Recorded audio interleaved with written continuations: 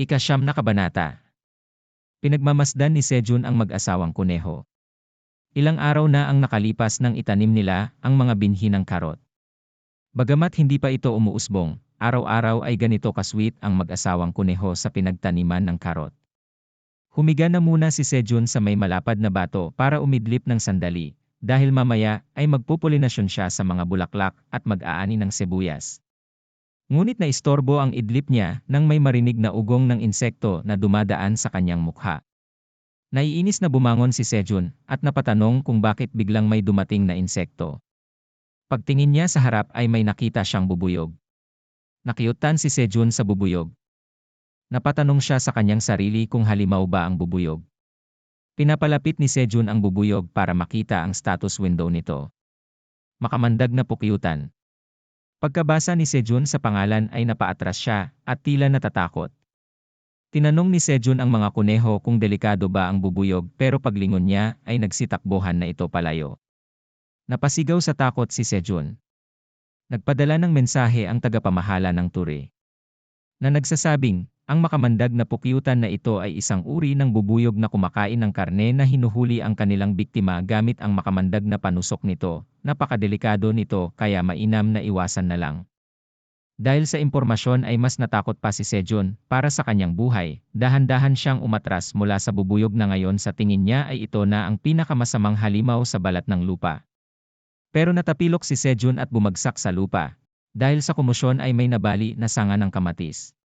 Lumapit ng dahan-dahan ang bubuyog kay Sejun. Takot na sinabi ni Sejun, hindi ako masarap, butot balat na lang ako, wag mo akong kainin.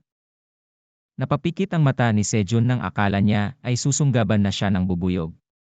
Nadampot ni Sejun ang nabali na sanga ng kamatis at inalok ang bubuyog na ito na lang ang kainin. Ibinuka ni Sejun ang kanyang mga mata at nakita na maligayang kumakain ang bubuyog sa katas ng bulaklak. Tumingin si Sejun sa notification window na bakas ang pagkadismaya sa tagapamahala.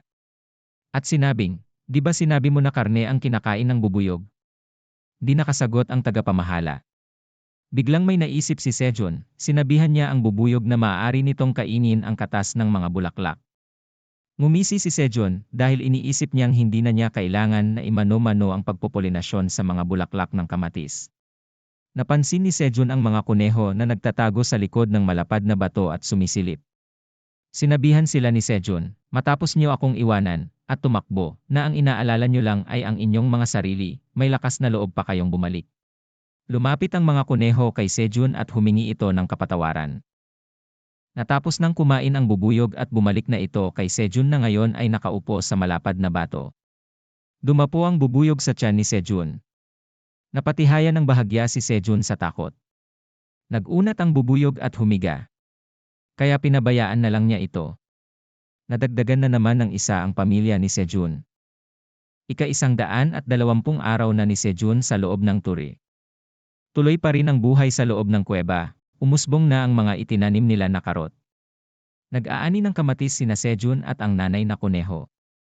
Ang tatay na kuneho naman ay dinidiligan ang mga tanim, habang ang mga batang kuneho naman ay naglalaro. Natapos ng sipsipin ng bubuyog ang katas ng mga bulaklak. Ilang linggo na ang lumipas mula ng unang pagdating ng bubuyog sa kuweba. Tuwing umaga, ay pumupunta ang bubuyog sa taniman para sipsipin ang katas ng mga bulaklak at bumabalik ito sa kagubatan sa labas ng kuweba tuwing gabi.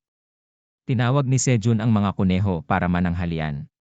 Habang kumakain ay makikita ang bubuyog na dumudura ng pulot-pukyutan sa inihaw na sibuyas. Nagsimula ang pagdura niya ng pulot-pukyutan ilang araw na ang nakaraan. Nagustuhan naman ni Sejun at ng mga kuneho ang lasa ng inihaw na sibuyas na nilagyan ng pulot-pukyutan. Natawa si Sejun nang maalala ang unang pagkikita nila ng bubuyog, akala niya na delikado ang bubuyog. Pinasalamatan niya ang bubuyog dahil ngayon ay bumilis na ang pagpapalawak ng taniman. Kung maraming tanim ay maraming pulot-pukyutan na ang magagawa ng bubuyog. Tansya ni Sejun na ilang buwan lang ay makakakain na siya ng maraming pulot-pukyutan. Biglang may lumabas na notification window na nagsasabing masaya ito para kay Sejun. Pero bigla din itong nawala paglingon ni Sejun. Tiningnan ni Sejun ang marka ng mga araw sa pader ng kuweba at naisip niya na malapit na namang sumapit ang Blue Moon. Nababahala si Sejun pero umaasa siya na sana ay matiwasay pa rin niyang malampasan ang paparating na Blue Moon. Kinabukasan, hindi pumunta ang bubuyog sa taniman.